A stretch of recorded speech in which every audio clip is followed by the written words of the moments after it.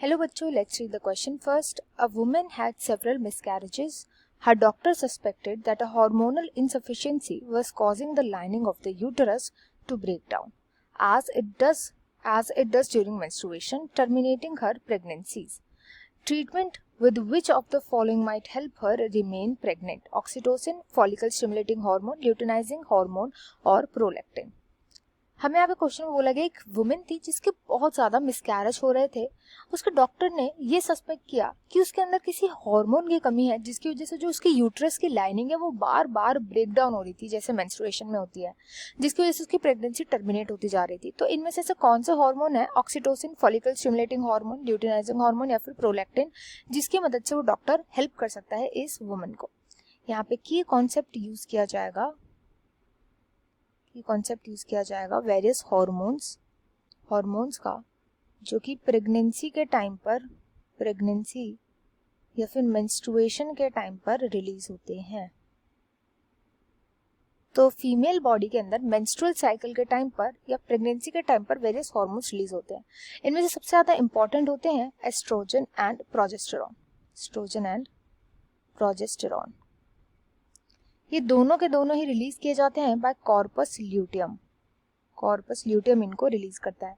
And इसके release की वजह से क्या होता है? इन हार्मोन्स के रिलीज की वजह से जो ब्लड लाइनिंग होती है, ब्लड लाइनिंग मेंटेन्ड रहती है। ये ब्लड लाइनिंग मेंटेन्ड रहती है। इस ब्लड लाइनिंग का मेंटेन रहना इसलिए इंपॉर्टेंट होता है क्योंकि इस ब्लड लाइनिंग से आकर के ही जो जायगोट होता है वो अटैच होता है। ये जायगोट जब इसे अटैच होता है तो ही प्लेसेंटा का फॉर्मेशन होता है। अब अगर बार बार ये ब्लड लाइनिंग ब्रेक हो रही है एंड ब्रेक होती है तो अब जायगोट जो है वो अटैच नहीं हो पाएगा एंडोमेट्रियम लेयर के साथ या फिर यूटरस के साथ अटैच नहीं हो पा रहा, वो यूटरस के साथ अटैच ही नहीं हो पा रहा अब जायगोट, और तो प्लेसेंटा नहीं बनेगा।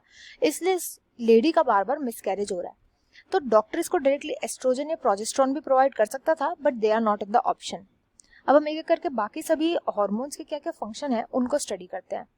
सबसे पहला आता है यहाँ पे ऑक्सीटोसिन हार्मोन। तो ऑक्सीटोसिन हार्मोन का फंक्शन होता है पार्चुरेशन के टाइम पे। पार्चुरेशन का मतलब होता है जब बेबी का बर्थ हो रहा होता है, तो उस टाइम पर जो कॉन्ट्रैक्शंस होते हैं यूटरस के अंदर, ये इसी हार्मोन की वजह से होते हैं। तो ये तो इनकरेक्ट हो जाएगा। नेक्स्ट आता है B, FSH, follicle stimulating hormone.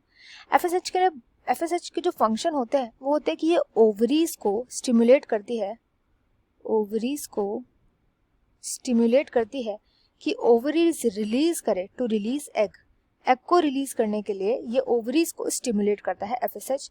And ये भी ध्यान देता है कि उसके अंदर जो फॉलिकल्स हैं, ओवरी के अंदर जो फॉलिकल्स हैं, उनका प्रॉपर डेवलपमेंट हो। फॉलिकल्स का प्रॉपर डेवलपमेंट हो, तो इनके डेवलपमेंट के लिए भी एफएसएच रिस्पॉन्सिबल होता है। तो ये भी इनकरेक्ट हो जाएगा। इसके बाद आता है next, luteinizing hormone, that is LH. तो एलएच का फंक्शन होता है कि ये हेल्प करता है, एलएच रिलीज किया जाता है पिट्यूटरी ग्लैंड से, लाइक एफएसएच पिट्यूटरी ग्लैंड से रिलीज किया जाता है। एंड इसका फंक्शन होता है ये ओवरी को स्टिमुलेट करता है कि वो एस्ट्रोजन एंड प्रोजेस्टेरॉन को रिलीज करे। एंड यही दो हार्मोन तो हमें चाहिए ब्लड लाइनिंग को मेंटेन करने के लिए, तो ये पॉसिबल राइट आंसर है। लास्ट है प्रोलैक्टिन। प्रोलैक्टिन वो हार्मोन होता है जो मिल्क प्रोडक्शन में हेल्प करता है, मिल्क को प्रोड्यूस करता है, मिल्क प्रोडक्शन में हेल्प करता है। मिल्क प्रोडक्शन मेमोरी ग्लैंड्स के थ्रू फीमेल्स के अंदर। तो ये भी इनकरेक्ट हो जाएगा। तो इधर जो राइट आंसर होगा वो हो जाएगा ऑप्शन सी, ल्यूटिनाइजिंग हार्मोन के साथ वो उसको ट्रीट करवा सकता है। I hope you understand well. Best of luck and thank you.